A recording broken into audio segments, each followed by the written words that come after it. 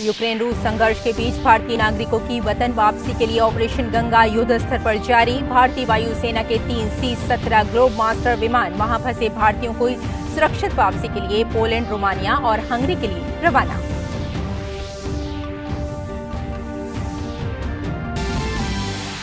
Bharat Ukraine को भेज रहा है मानवीय सहायता। C-17 ग्लोब मास्टर विमान राहत सामग्री के साथ रवाना। NDRF भेज रहा है राहत सामग्री।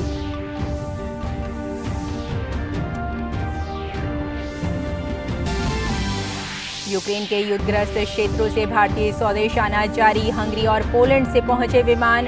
केंद्रीय मंत्री जितेंद्र सिंह, स्मृति ईरानी, वीरेंद्र कुमार, राजीव चंद्रशेखर, गजेंद्र सिंह शेखावत ने हवाई अड्डे पर की अगवानी। स्वदेश लौटे भारतीयों ने की सरकार की सराहना।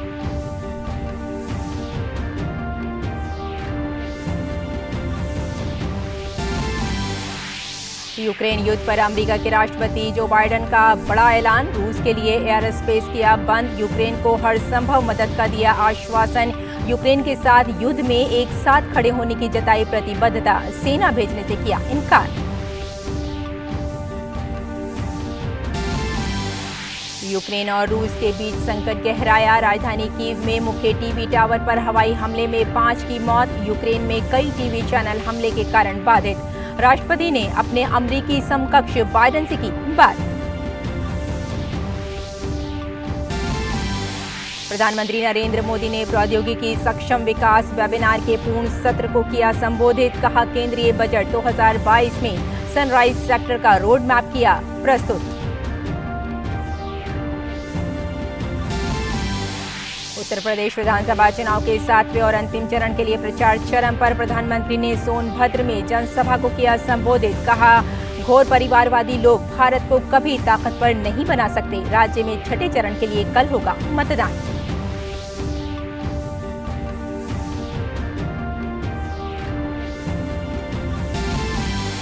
और यूपी विधानसभा चुनाव के लेकर दूरदर्शन द्वारा आज वाराणसी में डीडी कॉन्क्लेव का आयोजन। तमाम राजनीतिक दलों के नेता रखेंगे अपना मत।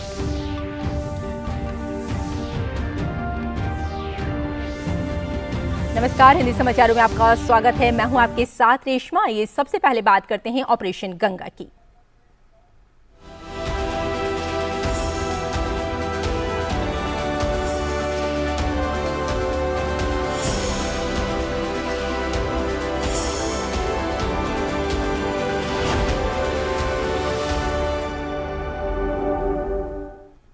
भारतीय नागरिकों की वतन वापसी के लिए ऑपरेशन गंगा युद्ध स्तर पर इस वक्त जारी है।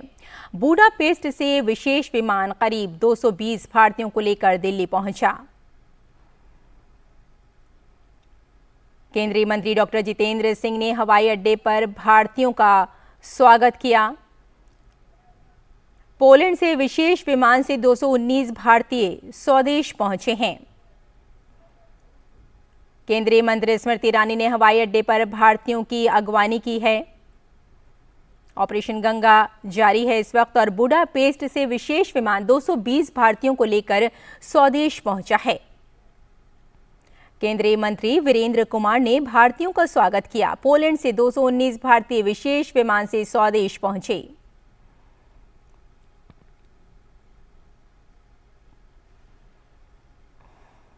केंद्रीय राज्य मंत्री राजीव चंद्रशेखर ने भारतीयों का स्वागत किया है और बुखारेस्ट से विशेष विमान 251 भारतीयों को लेकर स्वदेश पहुंचा। भारतीय नागरिकों का केंद्रीय मंत्री गजेंद्र सिंह शेखावत ने स्वागत किया।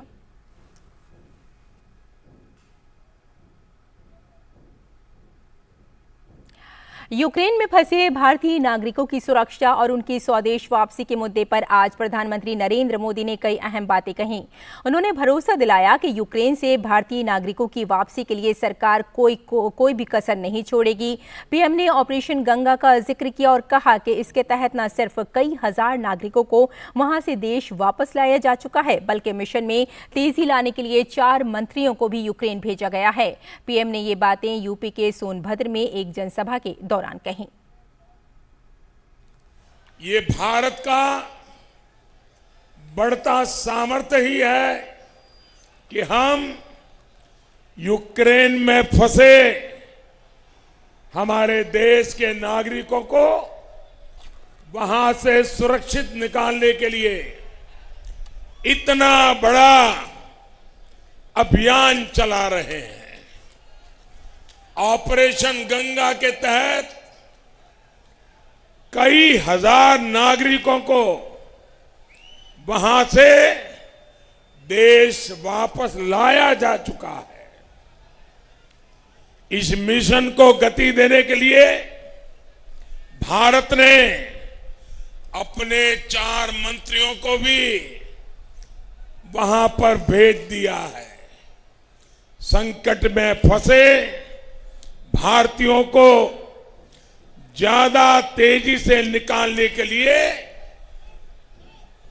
हमारी सेना, वायु सेना को भी लगा दिया गया है।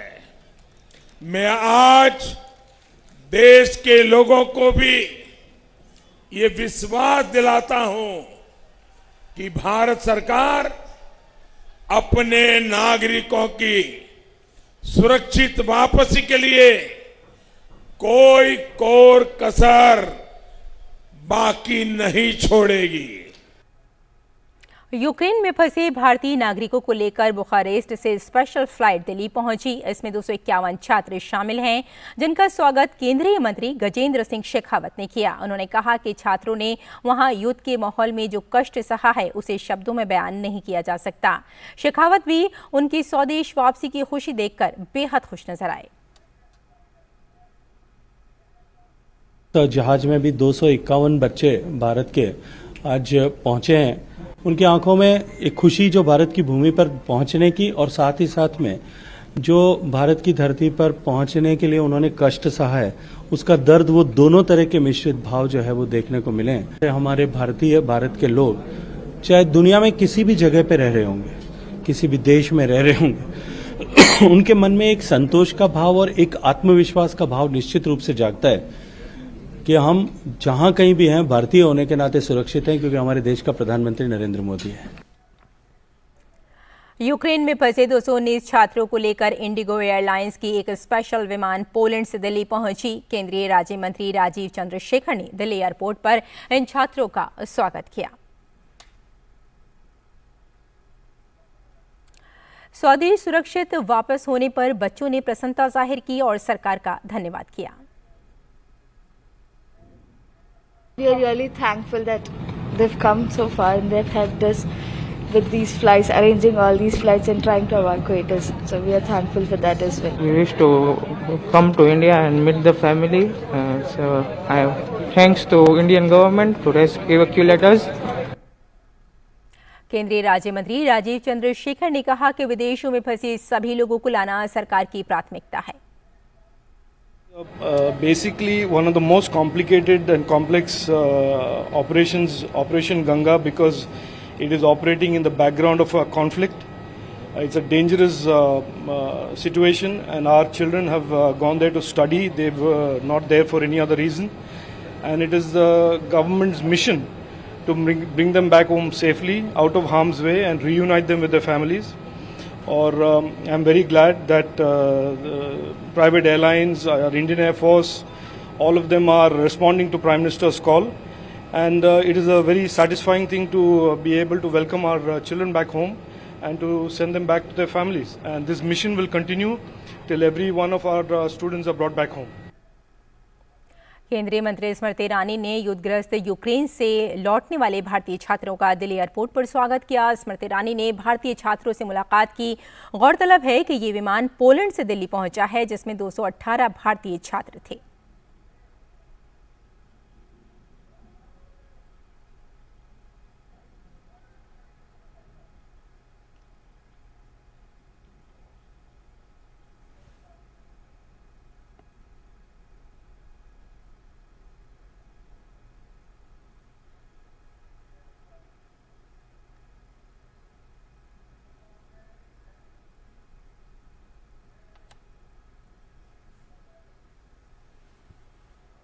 ऑपरेशन गंगा के तहत भारतीयों की स्वदेश वापसी इस वक्त जारी है। बुडापेस्ट से विशेष विमान करीब 220 भारतीयों को लेकर दिल्ली पहुंचा। केंद्रीय मंत्री डॉक्टर जितेंद्र सिंह ने दिल्ली हवाई अड्डे पर यूक्रेन से लौट रहे भारतीयों का स्वागत किया।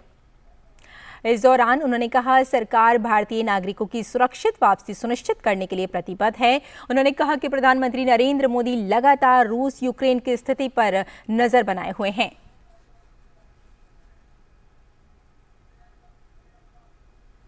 के प्रधानमंत्री निरंतर चिंता भी कर रहे हैं, एक एक मिनट की जानकारी भी प्राप्त कर रहे हैं, प्रत्येक सूचना उन तक पहुंच रही है।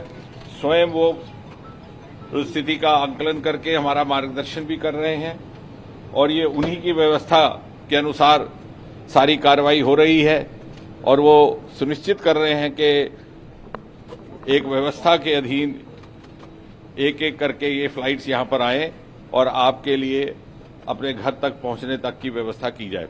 तो धीरे धीरे हम यहां से निकलेंगे। उससे पहले आप सबके साहस के लिए, हिम्मत के लिए हम सब मिलकर के ताली बजाएंगे, ठीक है?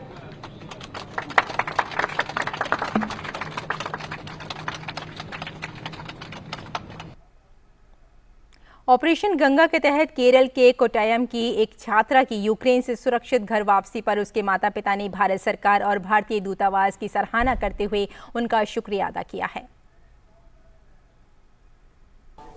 We are very happy because our daughter is here and we were in tension on a few more days because of the war that was happened in Ukraine.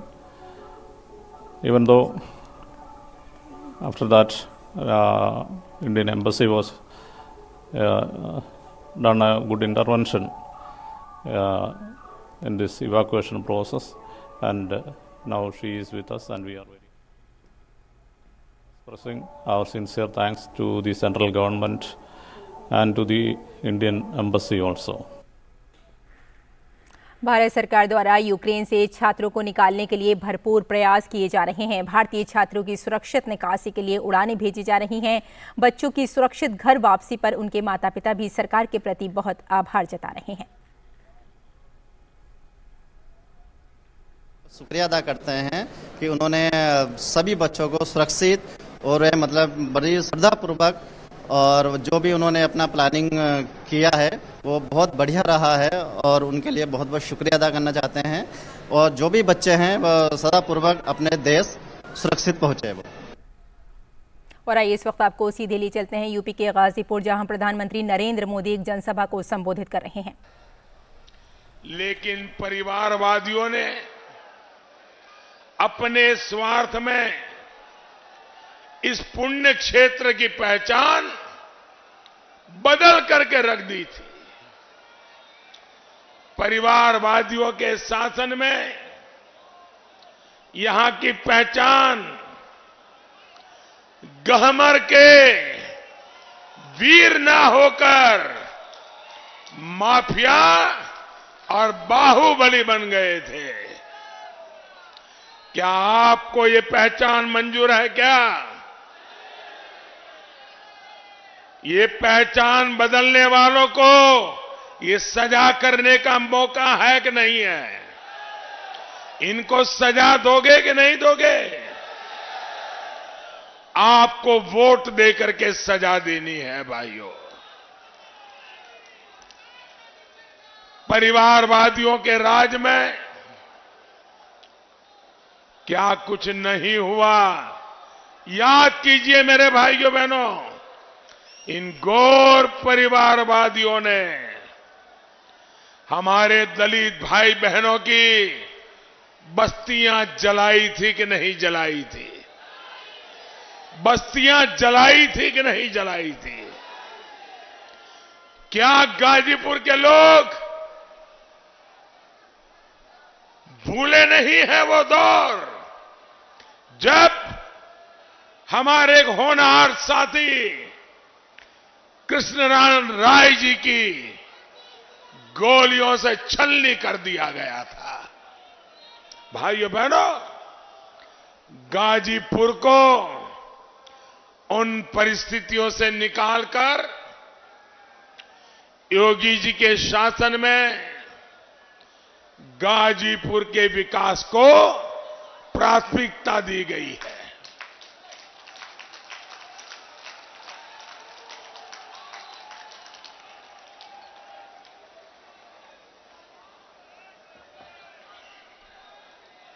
दंगों के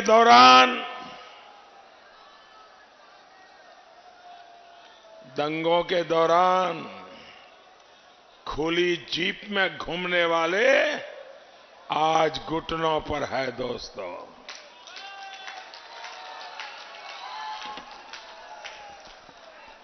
पहले की सरकारों के समय जो दहशत थी उसकी जगह अब गरीबों के कल्याण ने ले ली है। साथियों, परिवारवादी सरकारों ने ठान रखा था कि गाजीपुर में विकास नहीं होने देना है, लेकिन हमने भी ठान करके रखा था। हमने ये ठान कर काम किया कि गाजीपुर के लोगों की सेवा करनी है, सेवा करके रहेंगे।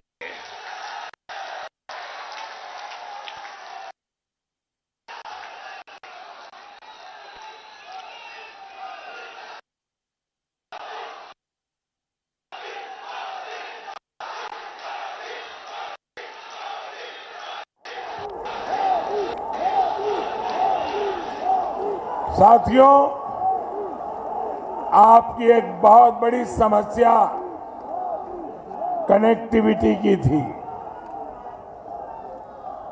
हम इस पर विशेष ध्यान दे रहे हैं।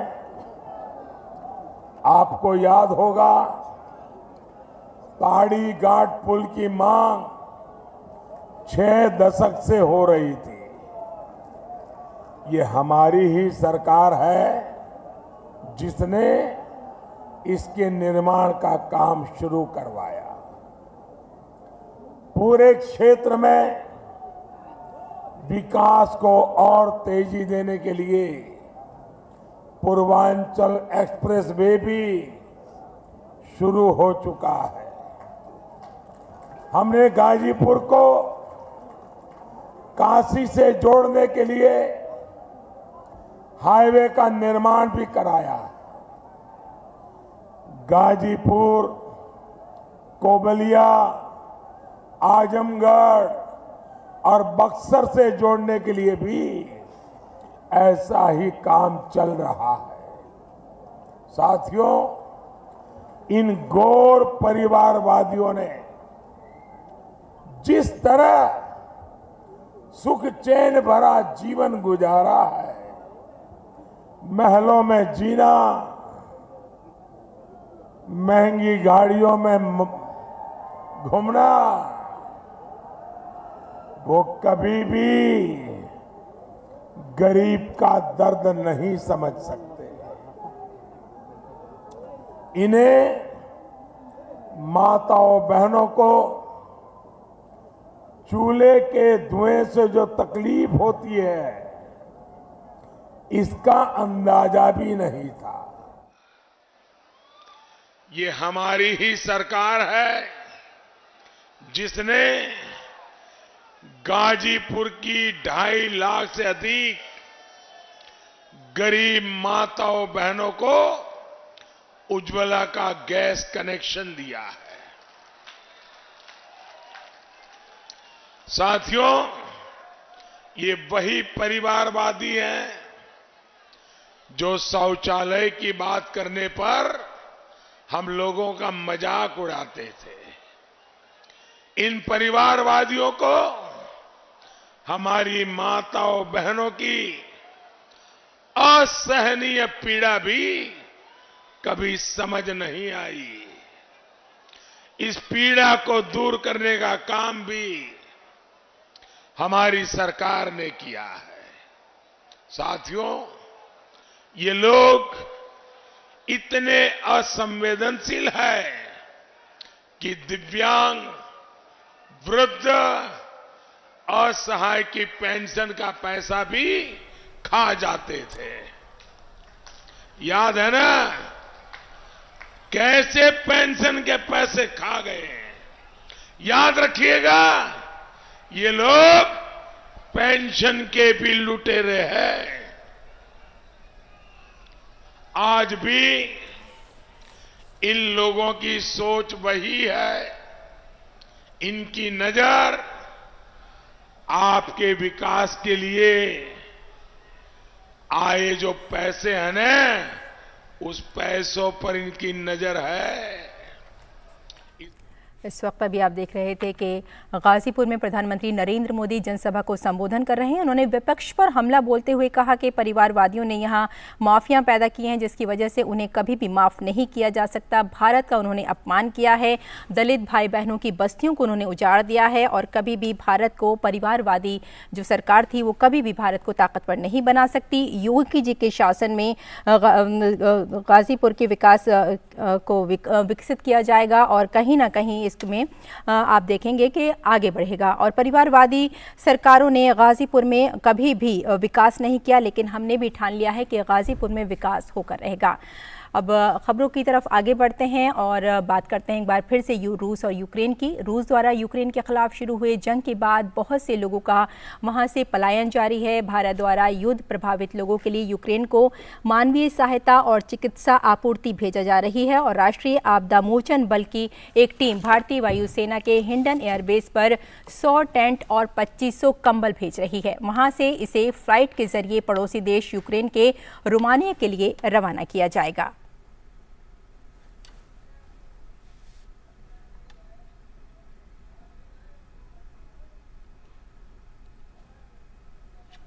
तो भारत द्वारा यूक्रेन को मानवीय सहायता भेजी जा रही है।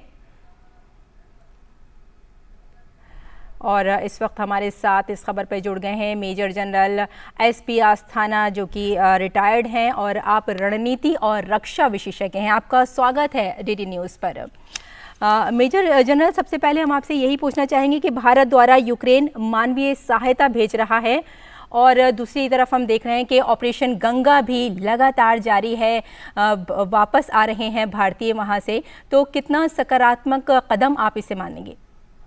ये बहुत ही सकारात्मक कदम है, क्योंकि आप देखें यूक्रेन में काफी बच्चे बड़ी तादाद में पढ़ते हैं, कच्ची यूनिवर्सिटीज हैं, वहां पर मेडिकल की पढ़ाई काफी होती है। तो न सिर्फ भारत के, चीन के और बाकी देशों के भी लोग थे वहां पर, और किसी भी देश ने इतना बड़ा प्रयास नहीं किया है अपने नागरिकों को वहां से निकालने का और अपने स्टूडेंट्स को वहां से निकालने का।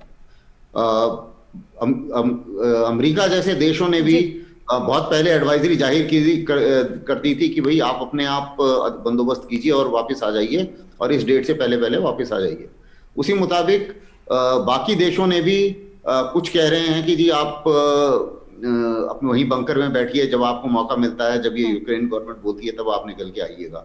तो ऐसे करके किसी भी देश ने इतना ज्यादा इस स्तर पर ऑपरेशन नहीं किया है। जैसे हमारे 4 मिनिस्टर्स गए हुए हैं, इंडियन एयरफोर्स की फ्लाइट्स भी जा रही हैं, उसी मुताबिक बातचीत की गई है सभी राजनयिकों से, पॉलिटिकल स्तर पर भी बातचीत की गई है। और ये बातचीत करने के बाद में जो अभी रास्ता निकल के आया, 20,000 में से तकरीबन 60% लोग जो हैं और 60% बच्चे जो हैं हमारे, वो तकरीबन सुरक्षित जगह पर पहुंच चुके हैं और बैटल जोन से तकरीबन बाहर निकल चुके हैं।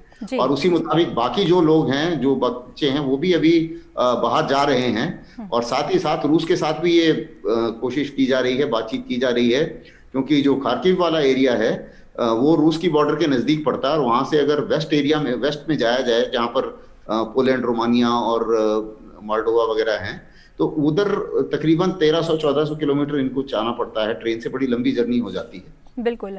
तो उसको रूस से एक कोशिश की जा रही है, बातचीत होके, कि किसी छोटे रास्ते से अगर उनको रूस की तरफ से निकाला जा सके। तो ये भी मेरे ख्याल से एक बहुत बड़ा कदम है और काफी प्रयास किए जा रहे हैं, जो कि काफी सराहनीय है। बिल्कुल, बहुत सराहनीय, बहुत सकारात्मक कदम है भारत की तरफ से ये।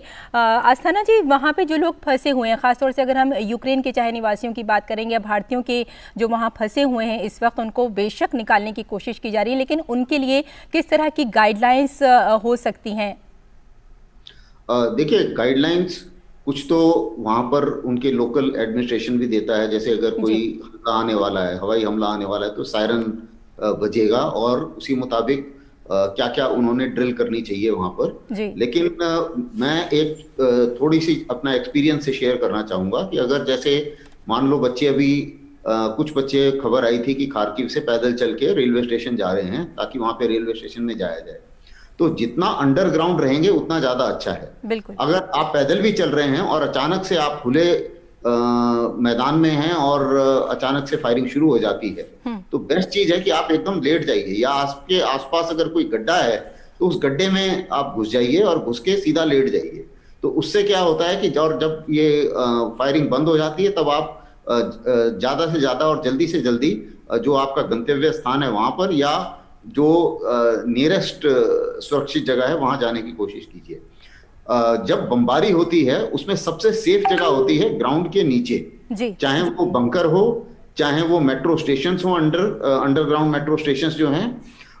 कोशिश ये होनी चाहिए कि क्योंकि अक्सर अगर आप बिल्डिंग में हो तो मलबे में दबने का डर रहता है, क्योंकि अगर बिल्डिंग के ऊपर कोई हमला होता है या कोई मिसाइल आ जाती है, रॉकेट अटैक हो जाता है, तो आदमी चाहे रॉकेट अटैक से डायरेक्ट मरे या ना मरे, लेकिन बिल्डिंग का जो मलबा है उससे नुकसान हो जाता है। लेकिन अगर आप ओपन एरिया में हैं और अगर आप जमीन पर लेटे हुए हैं, तो अगर डायरेक्ट बम आपके ऊपर गिर गया, उसको एक क्या बोलना चाहिए, एक अजीब सी अनहोनी संभावना है जिसके ऊपर इनकार नहीं किया जा सकता। लेकिन जब तक वो नहीं होता आप बच जाएंगे। आपके आसपास भी बम गिरेगा तो आपके जो उसके छितरे बम के जो टुकड़े निकलते हैं वो इस हिसाब से निकलते हैं कि आपके ऊपर नहीं आएगा अगर आप जमीन पर लेटे हुए हैं। बिल्कुल। फ्रेंच में आस्थाना जी, जो लोग युद्धग्रस्त एरिया में इस वक्त वहाँ फंसे हुए हैं, तो क्या उनको ये भी बताया जा सकता है कि अगर बंकर वहाँ पर जैसे हैं तो वो अंदर ही रहें, बाहर ना आए? क्योंकि इसमें वैसे भी कहा जाता है कि सुरक्षित आदमी तभी रहता है जब वो जो भी उनको एरिया प्रोवाइड किए गए हैं उसमें ही रहे या अपने अपने घरों में रहें। हाँ, सही बात है। अपने अगर घरों में भी, जहां तक यूक्रेन में को पास काफी टाइम मिल गया था, इन्होंने काफी हद तक बंकर बनाए हैं और तकरीबन हर एक बिल्डिंग में इन्होंने जो बेसमेंट्स बनाए हैं, तो बेसमेंट्स में तकरीबन काफी सेफ है क्योंकि वो जमीन के लेवल के नीचे आ जाता है। बिल्कुल। क्योंकि और जो भी बम गिरेगा वो जमीन के लेवल पर गिरेगा, तो जो नुकसान होना है वो उस लेवल पर होगा। तो अगर वो जमीन के नीचे हैं तो ज्यादा सेफ हैं। लेकिन मजबूरी ये भी है कि वो लोग इस जो युद्ध क्षेत्र है उससे बाहर भी निकलना चाहते हैं बच्चे, तो उसके लिए ट्रेन रेलवे स्टेशन भी जाना जरूरी है। तो बीच बीच में जब गोलाबारी नहीं है, सायरन नहीं है, तो उस टाइम में अगर छोटा डिस्टेंस है तो अगर गाड़ी मिल जाती है तो ठीक है, नहीं है तो छोटा डिस्टेंस है तो अगर उसमें भी कवर करते हैं। तो ये जो मैंने कॉन्टिजेंसी बताई है कि अगर आप ऐसे फंस जाते हैं तो तब ये सिचुएशन, ये ड्रिल आप इख्तियार कर सकते हैं। अदरवाइज अंडरग्राउंड रहना सबसे सेफेस्ट है बमबारी के टाइम। हाँ बिल्कुल आस्थाना जी, ऑपरेशन गंगा इस वक्त युद्ध स्तर पर कहा जा सकता है कि जारी है। ऐसे में जो लोग वहाँ इस वक्त फंसे हुए हैं, जो लोग वहाँ भारतीय हैं जिनको वापसी की पूरी तरह से तैयारी की जा रही है, उनके पास ऐसी कौन सी चीज़ें होनी चाहिए कि उनको एयरपोर्ट तक पहुँचने में भी कोई परेशानी ना हो? क्योंकि आप एक बता सकते हैं, आप एक एक्सपर्ट हैं। हाँ देखिए, इसमें कुछ चीजें हैं जैसे पासपोर्ट वगैरह, डॉक्यूमेंट्स तो होने ही चाहिए। बिल्कुल। और डॉक्यूमेंट्स इन पर्सन होने चाहिए, बैग में ना रखें, अपने जो बॉडी में या तो पॉकेट है या कोई बदन से चिपका हुआ बैग है उसमें रखें। और दूसरी बात ये होती है कि अगर भारत का झंडा है तो कृपा करके भारत का झंडा आप दिखा के चलें, क्योंकि भारत का झंडा देखते ही सबको पता चल जाएगा, दोनों पार्टियों को, जो चाहे वो यूक्रेन के हों चाहे रशिया के सोल्जर्स हों, कि आप जो हैं भारत के हैं। तो आपके ऊपर डायरेक्ट फायरिंग नहीं होगी। अचानक से कोई एक्सीडेंट हो जाए वो बात अलग है, अदरवाइज डायरेक्ट फायरिंग कोई नहीं करेगा। बल्कि अभी तो ये भी देखा जा रहा है कि कुछ पाकिस्तान के बच्चे जो बाहर निकलना चाह रहे थे उन्होंने भी तिरंगा झंडा उठा लिया बाहर निकलने के लिए, क्योंकि उन्हें पता है कि तिरंगा झंडा देखकर दोनों ही पार्टियां, क्योंकि हमारे दोनों देशों से अच्छे संबंध है, तो दोनों ही पार्टियां फायर नहीं करेंगी। तो जो भारत के झंडे का काफी महत्व है और आपकी आइडेंटिटी जाहिर होनी चाहिए। तो अगर आप विजिबल आइडेंटिटी कैरी कर रहे हैं और उससे दूर से अगर ये नजर आ रहा है कि हाँ जी आप भारतीय हैं और आपका इस लड़ाई से कोई लेना देना नहीं है, तो उससे आपकी जो सुरक्षा है वो थोड़ी और बढ़ जाती है। बिल्कुल। जो जैसे कि आपने बताया कि अपने हाथों में वो झंडा ले लें, ख़ासतौर से अगर भारत का झंडा है, क्योंकि दोनों ही देशों के साथ हमारी मित्रता है और हम चाहते हैं कि जो हमारे वहाँ भारतीय फंसे हुए हैं वो हर हालत में स्वदेश लौट कर आएँ। बाकी जो युद्धग्रस्त वहाँ पर क्षेत्र हैं और जो वहाँ पर भारतीय फंसे हुए हैं, उनके लिए वहाँ से जो लोग वहाँ रह रहे हैं उनके लिए क्या कुछ किया जा सकता है? देखिए, जो यूक्रेन के सिटीजन हैं, चाहे वो एनआरआई हैं, हालांकि हमारी सबसे सिंपैथी है।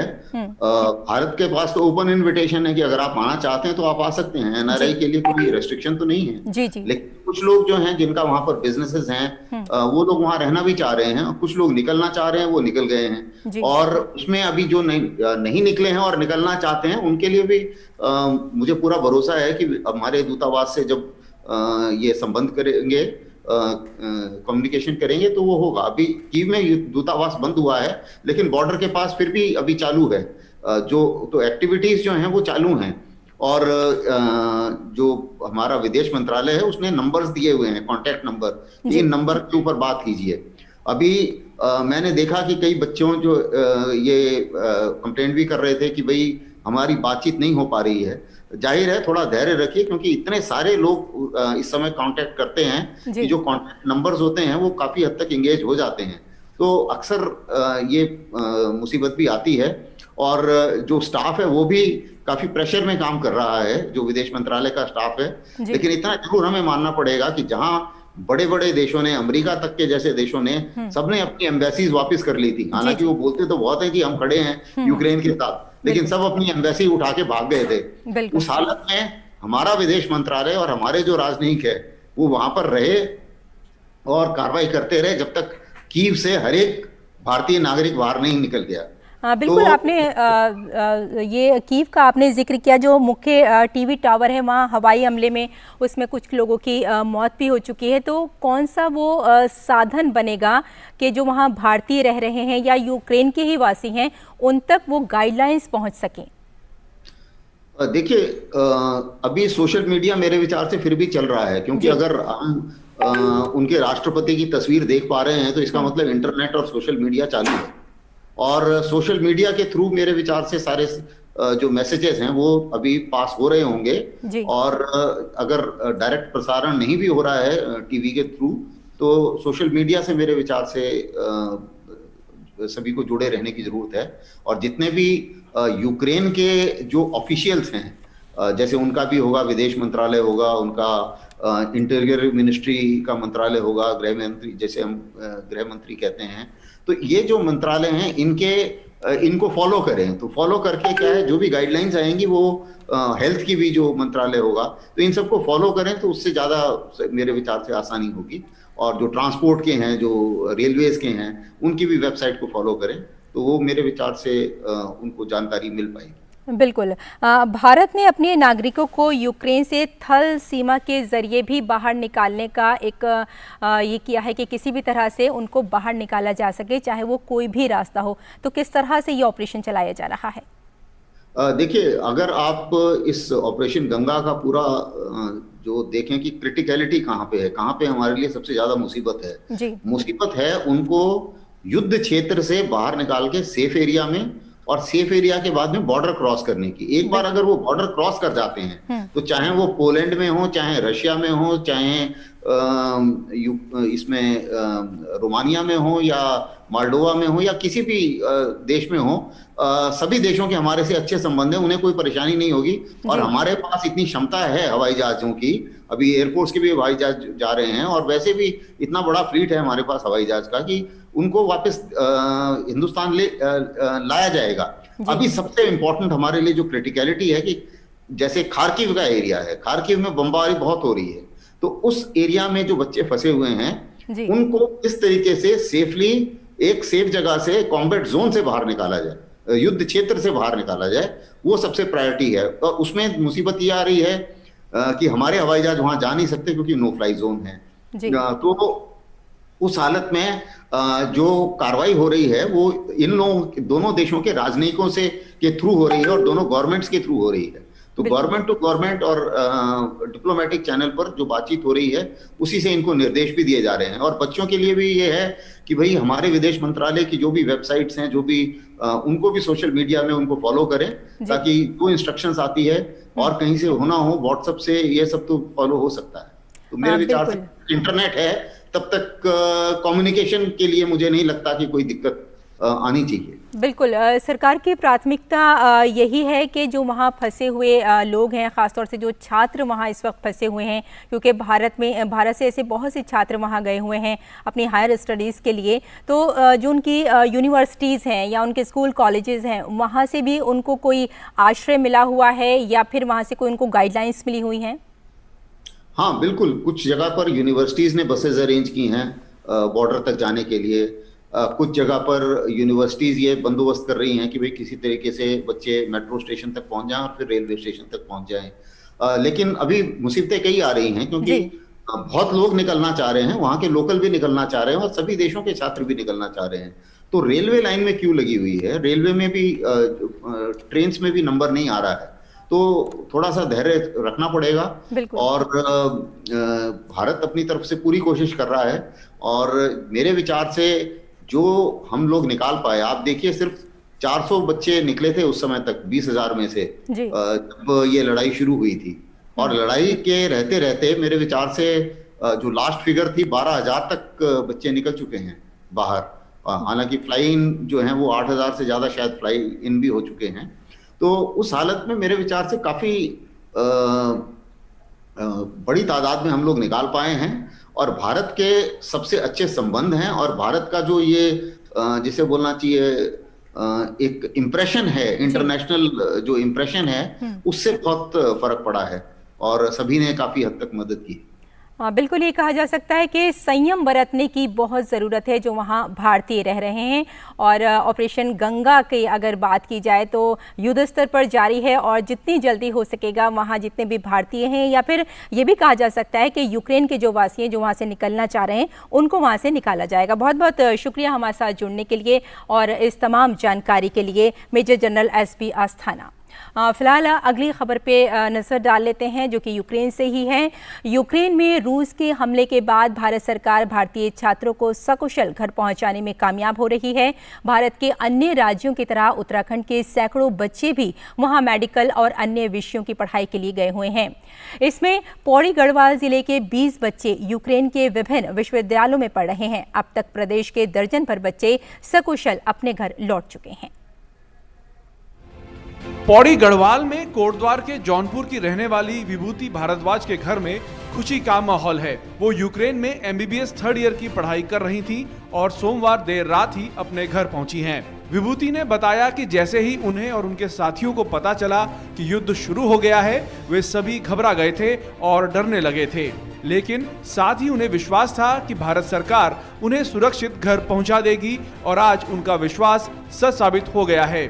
विभूति सकुशल अपने घर पहुंच चुकी है और अपने माता पिता के साथ हैं। We didn't panic. We knew that the Indian government at any given point will always help us to evacuate.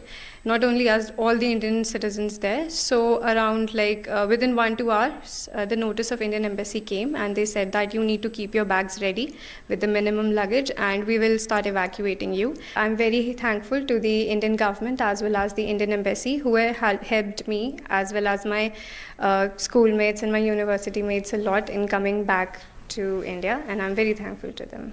एक अन्य छात्रा पायल पवार ने बताया कि यूक्रेन के जिस इलाके में वो रह रही थी वहां भीषण धमाका हुआ था जिससे वे दहशत में थे, लेकिन भारतीय दूतावास के सहयोग से वे कुछ ही घंटों के भीतर रोमानिया बॉर्डर पर पहुंच गए। पायल को अपने भाई की चिंता सता रही है जो अभी भी पूर्वी यूक्रेन में फंसा हुआ है। When I reached India, I was feeling happy, but side by side, I was also kind of tensed because my brother is still there, and I wish he also come back soon. विभूति भारद्वाज के माता पिता ने बताया कि वे शुरू से ही अपनी बेटी के संपर्क में थे। उन्होंने कहा कि उन्हें विश्वास था कि उनकी बेटी को भारत सरकार सकुशल घर पहुंचाएगी। उन्होंने भारत सरकार का विशेष आभार व्यक्त किया है। भारत सरकार ने जब ये कह दिया कि हम अपने प्लेन वहाँ भेज रहे हैं और वहाँ से अपने बच्चों को एवोक्यूएट कर रहे हैं, तो मैं मोदी गवर्नमेंट का बहुत बहुत धन्यवाद देता हूँ कि भारत सरकार वास्तव में जो है जिसको बोलते हैं सरकार ऐसी होनी चाहिए पहले भी जहाँ जहाँ इस तरीके का हुआ तो एक उदाहरण हमारे पास थे कि भाई तुरंत सोचा गया अपने सिटीजन्स के लिए, तो वैसा ही देखिए हुआ भी। और मैं बहुत अपने को सौभाग्यशाली समझती हूँ कि ये मेरी बच्ची का नाम दूसरी ही लिस्ट में जो सेकंड ये दिल्ली पहुँची है फ्लाइट, उसमें इनका नाम आ गया। ये बहुत ही एक बहुत अच्छा प्रयास, बल्कि और भी देशों के जो बच्चे फंसे हैं, मुझे लगता है कि सबको, सभी सरकारों को ऐसा प्रयास जो है जैसा हमारी भारत सरकार ने किया ज़रूर करना चाहिए, ताकि सकुशल बच्चे जो इतनी आशा के साथ हमने एक अच्छी पढ़ाई के लिए, एक अच्छे भविष्य के लिए हमने बच्चों को भेजा है, बहुत वो सेफ एंड साउंड आ जाएं। भारत सरकार अब तक हजारों भारतीयों को यूक्रेन से सकुशल वापस स्वदेश लेकर आई है। सरकार ने यूक्रेन में फंसे भारतीयों की वापसी के लिए ऑपरेशन गंगा शुरू कर दिया है। Bureau report, DD news. Ukraine से भारतीय नागरिकों की वतन वापसी के लिए भारत सरकार लगातार प्रयासरत है। इस कड़ी में केंद्रीय मंत्री वीके सिंह पोलैंड में मौजूद हैं, जहां वीके सिंह सीमावर्ती क्षेत्रों में स्थिति का जायजा लेने के लिए पोलैंड में भारत की राजदूत के साथ बोडोमिर्ज के लिए रवाना हो गए हैं। बता दें कि पोलैंड की राजधानी वार्सा में स्थित भारतीय दूतावास ने लवीव, टर्नोपिल और पश्चिमी यूक्रेन के अन्य हिस्सों में फंसे भारतीयों को सलाह दी है कि वे जल्द से जल्द पोलैंड की सीमा में दाखिल होने के लिए बोडोमिर्ज चौकी पर पहुंचे। और भारत में रूस के राजदूत डेनिस ओलिपोव ने यूक्रेन में एक भारतीय छात्र की मौत पर दुख जताया है। रूस के राजदूत ओलिपोव ने एक प्रेस वार्ता में कहा कि भारतीय छात्रों की सुरक्षा के लिए रूस हर संभव कदम उठाएगा। रूस के राजदूत ने कहा कि हम भारत के रणनीतिक सहयोगी हैं। यूएन में संतुलित रुख दर्शाने के लिए हम भारत के आभारी हैं।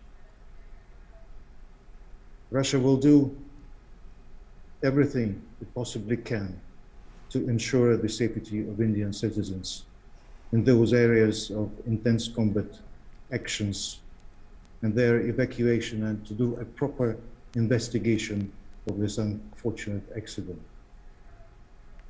भारत में रूसी राजदूत डेनिस ओलिपोव ने यूक्रेन के नागरिकों की सुरक्षा के लिए भी अपनी प्रतिबद्धता जताई है। डेनिस ओलिपोव ने कहा, हमारी लड़ाई यूक्रेन के नागरिकों के साथ नहीं है।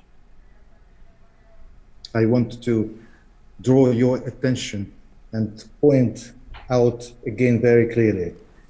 It should be clear to you and the Indian public that Russia does not fight the Ukrainian people.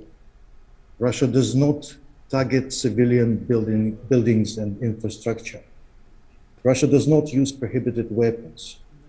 The only instance so far, the downing of the communication tower in Kiev yesterday. For that, the Russian forces issued a specific warning in advance so as to avoid civilian casualties. और अब बात करते हैं उत्तर प्रदेश के विधानसभा चुनाव की। उत्तर प्रदेश में विधानसभा चुनाव के छठे चरण का मतदान कल कराया जाएगा। इस चरण में 10 जिलों के 57 निर्वाचन क्षेत्रों में वोट डाले जाएंगे।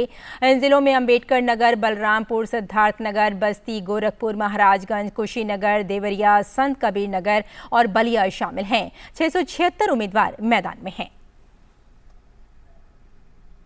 उत्तर प्रदेश के चंदौली में भाजपा के वरिष्ठ नेता और गृह मंत्री अमित शाह ने चुनावी जनसभा की।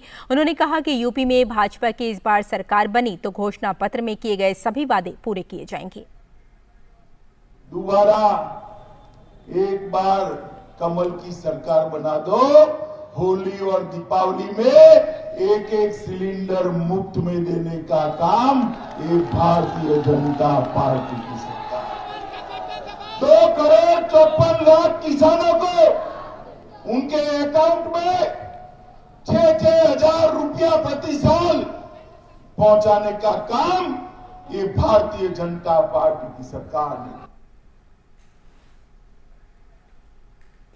यूपी में अगले चरण के चुनाव प्रचार के लिए भाजपा के वरिष्ठ नेता और रक्षा मंत्री राजनाथ सिंह ने चंदौली में जनसभा की। उन्होंने कहा, समाजवादी पार्टी और बहुजन समाज पार्टी को निशाने पर लिया। भूख से छुटकारा दिलाए वही समाजवादी होता है। यह जब आते हैं भूख भी बढ़ जाती है, भय भी बढ़ जाता है। यह समाजवादी नहीं हो सकते। बहुजन समाज पार्टी हो, समाजवादी पार्टी हो, इनके बारे में आप सब लोग अच्छी तरह जानते हैं। मुझे कुछ ज्यादा नहीं कहना है इनके बारे में। प्रधानमंत्री नरेंद्र मोदी ने इलेक्ट्रॉनिक्स और आईटी मंत्रालय द्वारा आयोजित प्रौद्योगिकी सक्षम विकास नामक एक पोस्ट बजट वेबिनार के पूर्ण सत्र को संबोधित किया। अपने संबोधन में प्रधानमंत्री नरेंद्र मोदी ने कहा कि इस बजट में विज्ञान एवं प्रौद्योगिकी में जो निर्णय हुए हैं वो सारे निर्णय महत्वपूर्ण हैं। इसके साथ ही पीएम मोदी ने अपने संबोधन में अमेरिका के राष्ट्रपति जो बाइडेन का भाषण का जिक्र किया। पीएम ने कहा कि बाइडेन ने भी अमेरिका को आत्मनिर्भर बनाने की बात कही है। बाइडेन ने अमेरिका में मेक इन अमेरिका पर बड़ा जोर दिया। हमारे लिए टेक्नोलॉजी देश के सामान्य से सामान्य नागरिक को एम्पावर करने का एक सशक्त माध्यम है। हमारे लिए टेक्नोलॉजी देश को आत्मनिर्भर बनाने का प्रमुख आधार है।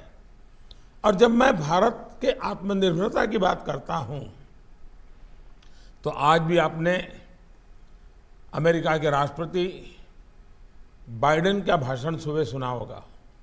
उन्होंने भी अमेरिका को आत्मनिर्भर बनाने की बात कही है। अमेरिका में मेक इन अमेरिका के लिए उन्होंने आज बड़ा जोर दिया है। और इसलिए हम जानते हैं कि दुनिया में जो नई व्यवस्थाएं बन रही है उसमें हमारे लिए भी बहुत आवश्यक है कि हम आत्मनिर्भरता करके आगे बढ़े। और इस बजट में उन चीजों को बल दिया हुआ आप देखते होंगे। पीएम मोदी ने कहा कि इस बजट में 5G स्पेक्ट्रम की नीलामी को लेकर बहुत स्पष्ट रोड मैप बताया गया है। देश में मजबूत 5G इकोसिस्टम से जोड़ी हुई डिजाइन लेड मैन्युफैक्चरिंग के लिए भी बजट में PLI योजना प्रयोजन किया गया है। सनराइज सेक्टर पर खास जोर दिया गया है।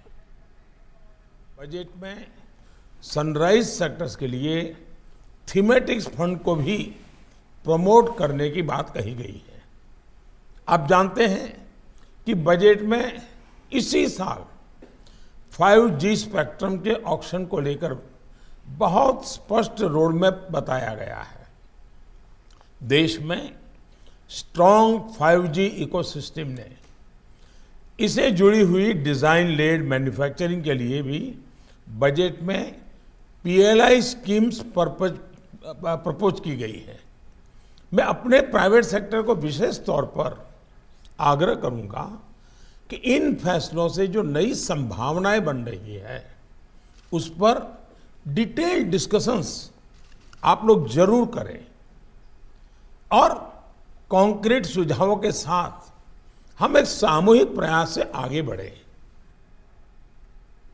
प्रधानमंत्री ने अपने संबोधन में कहा कि आज भारत के पास दुनिया का तीसरा सबसे बड़ा और तेजी से बढ़ने वाला स्टार्टअप इकोसिस्टम है।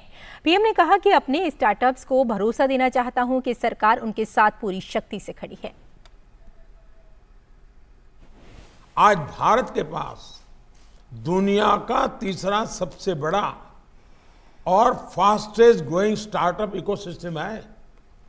मैं अपने स्टार्टअप्स को भरोसा देना चाहता हूं कि सरकार उनके साथ पूरी शक्ति से खड़ी है। बजट में युवाओं की स्किलिंग, रीस्किलिंग और अपस्किलिंग के लिए पोर्टल का प्रस्ताव भी रखा गया है। इससे युवाओं को API based trusted skill credentials, payment और डिस्कवरी लेयर्स के जरिए सही जॉब्स और अपॉर्चुनिटीज मिलेगी। प्रधानमंत्री ने कहा कि विश्व में गेमिंग का मार्केट तेजी से बढ़ रहा है। इससे युवा पीढ़ी बड़ी तेजी से जुड़ रही है। इस बजट में हमने AVGC पर बहुत जोर दिया है। प्रधानमंत्री ने कहा कि इस बजट में युवाओं के स्किलिंग, रीस्किलिंग और अप स्किलिंग के लिए भी पोर्टल का प्रस्ताव रखा गया है। एक क्षेत्र जो इतना तेजी से फला फूला है गेमिंग का, अब विश्व में इसका बहुत बड़ा मार्केट बन गया है। युवा पीढ़ी बड़ी तेजी से जुड़ गई है। इस बजट में हमने AVGC यानी animation, visual effect, gaming, comic पर बहुत जोर दिया है। हम अब स्पेसिफिक ऐसे एरिया में अपनी ताकत खड़ी कर सकते हैं। क्या आप अपने प्रयास इसमें बढ़ा सकते हैं? इसी तरह भारतीय खिलौना का भी बहुत बड़ा मार्केट है।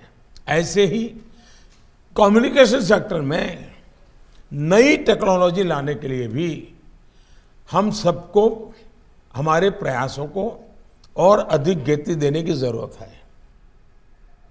अगली खबर की ओर बढ़ते हैं। भारत सरकार के सभी मंत्रालयों और विभागों के लिए एनडीएमए द्वारा एक कार्यशाला का आयोजन किया गया। इस कार्यशाला का गृह सचिव अजय कुमार भल्ला ने उद्घाटन किया। पेश हमारे संवाददाता गिरीश निशाना की ये रिपोर्ट। राष्ट्रीय आपदा प्रबंधन प्राधिकरण यानी एनडीएमए द्वारा दिल्ली के विज्ञान भवन में भारत सरकार के सभी मंत्रालयों और विभागों के आपदा प्रबंधन के नोडल अधिकारियों के लिए बुधवार को एक कार्यशाला का आयोजन किया गया। इस एक दिवसीय कार्यशाला का गृह सचिव अजय कुमार भल्ला ने उद्घाटन किया। इस मौके पर उन्होंने उद्घाटन सत्र को संबोधित भी किया। It's very important for each and every ministry to understand the concept of disaster management and also what role and responsibilities they have got for it. As mentioned earlier, the Disaster Management Act changed the whole scenario of dealing with disasters in this country. That act was first formulated by state of Gujarat post Bhuj earthquake, and then at the national level this act was brought in. NDMA is continuously looking at disasters and improving upon the way disasters should be dealt with. कार्यशाला में कुछ प्रमुख आपदाओं पर विचार विमर्श किया गया, जिनमें भूकंप, बिजली गिरना, बाढ़, चक्रवात, हिमस्खलन, भूस्खलन, शीतलहर और हीट वेव आदि शामिल रहे। आपदा प्रबंधन अधिनियम के अनुसार योजना तैयार करने की आवश्यकता और राष्ट्रीय योजना ने किस तरह से भारत सरकार के सभी मंत्रालयों और विभागों की भूमिकाओं और जिम्मेदारियों को समयबद्ध तरीके से परिभाषित किया है, इस पर भी चर्चा की गई। कार्यशाला के दौरान संकट प्रबंधन योजनाओं में नोडल अधिकारियों की प्रमुख जिम्मेदारियों पर प्रकाश डाला गया। कार्यशाला में बताया गया कि आपदाओं से बेहतर तरीके से निपटा जा सकता है अगर हम पहले से ही तैयार रहें। गिरीश निशाना की रिपोर्ट, डीडी न्यूज, दिल्ली। तो इस बुलेटिन में फिलहाल इतना ही, लेकिन डीडी न्यूज पर खबरों का सिलसिला जारी रहेगा। नमस्कार।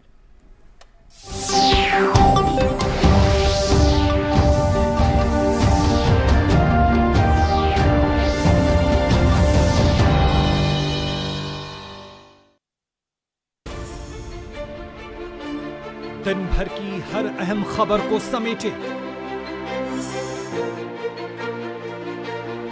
डीडी न्यूज का prime time show news night, जहां होती है देश दुनिया से लेकर खेल और बिजनेस की सुर्खियां। हर बड़ी कवरेज पर ग्राउंड जीरो पर तैनात हमारे संवाददाताओं की आंखों देखी। खासतौर पर पीएम मोदी की मुलाकात, बड़ी खबर पे हम करेंगे चर्चा। बड़ी खबरों पर विशेषज्ञों के साथ विस्तृत चर्चा, सटीक खबर, भरोसेमंद खबर और पैनी नजर। खबर ही नहीं, खबर का विश्लेषण कब्जा करना। देखिए न्यूज नाइट हर रात 8 बजे सिर्फ डीडी न्यूज पर।